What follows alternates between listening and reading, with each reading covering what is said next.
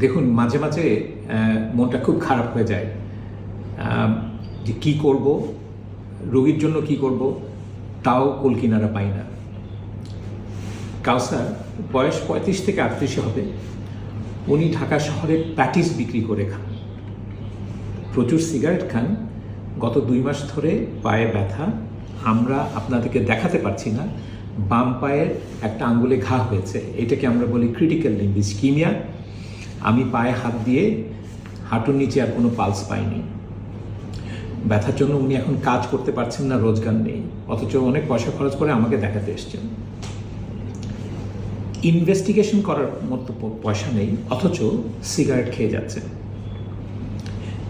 আমি ওনাকে বলেছি যে সিগারেট না যদি বন্ধ করেন তাহলে পা হারানোর আশঙ্কা আছে, একেবারে সিরিয়াস আশঙ্কা আছে, এটা ওনাকে বুঝতে হবে। আমি ওনাকে কোনো